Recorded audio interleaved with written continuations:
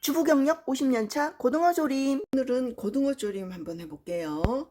제가 무를 이렇게 썰었어요. 좀 굵게 오래 졸일 거니까. 무 굵기는 내가 얼마나 졸이느냐에 따라서 굵기를 조정하시면 돼요. 저는 좀 졸일 거라서 좀 굵게 썰었어요. 이렇게 한 1cm는 조금 못 되고요. 썰었어요. 고구마 줄기가 한창 나올 때 따듬어서 데쳐서 냉동실에 넣었어요. 저는 고구마 줄기를 넣으니까 맛있더라고요. 근데 고구마 줄기가 집에 없잖아요. 그럴 때는 무를 좀 많이 넣으시면 돼요. 저는 고구마 줄기를 넣었지만 우거지가 있으면 우거지 넣어도 돼요. 데친 거. 생선은 이렇게 준비했습니다. 고등어인데요. 반 잘라서 포장된 게 냉동실에 있어서 저는 이거 사용할 거고요. 한 마리 반이죠. 일단은 이렇게 야채 위에 넣어야 되는데 얘가 얼었기 때문에 야채 위에 넣을 수가 없어서 그냥 이렇게 넣을게요. 이렇게 넣겠습니다. 자, 여기 들어가는 재료는 무하고요. 고구마 줄기, 저는 고구마 줄기, 뭐 우거지 넣어도 되고요. 안 넣어도 되고요. 양파 조금 넣어도 되는데 양파를 넣으면 약간 단맛이 나더라고 음식에서. 그래서 저희는 양파를 안 넣을 겁니다. 양파 넣으셔도 돼요. 그리고 파 반뿌리 정도 넣을 거예요. 불을 켭니다. 네, 물 100cc 넣고 일단 뚜껑을 덮을게요. 그래서 여기에 들어가는 양념장을 한번 만들어 볼게요. 저는 고등어가 한 마리 반이에요. 진간장 3숟가락, 식용유 한 2숟가락 넣으세요. 식용유 넣으면 부드러워져요. 고춧가루 수북이 2숟가락 정도 넣을게요.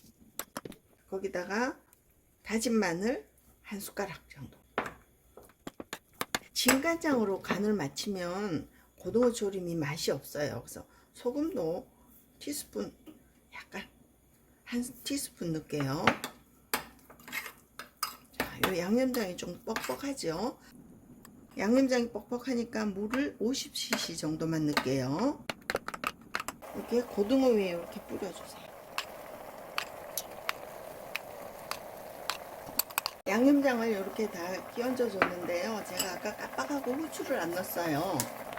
후추는 여기 양념장을 다 붓는데 조금 남아있는 거 물을 붓어요.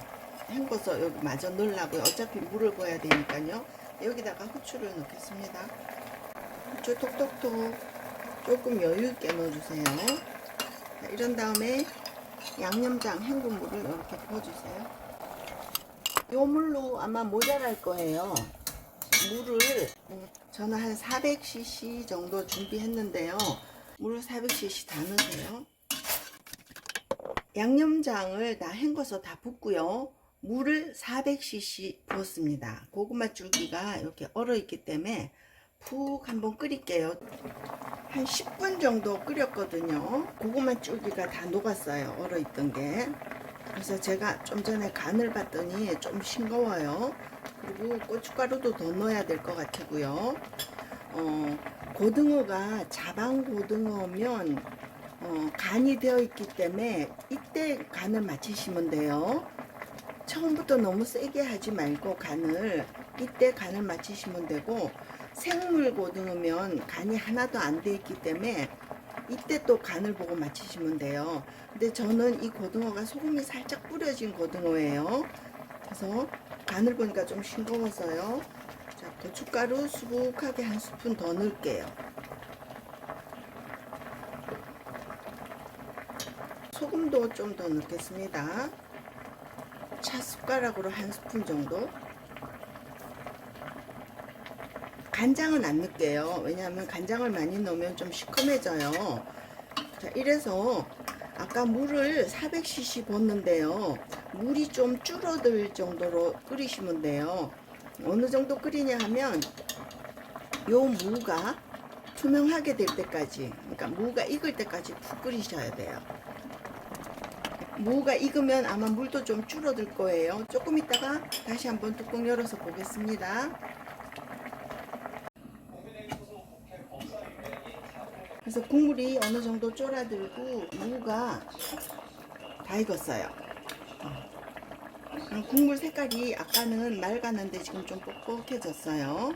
저는 중간중간에 소금을 추가해서 간을 맞췄어요. 파 넣고요. 한 소끔만 더 끓이면 됩니다.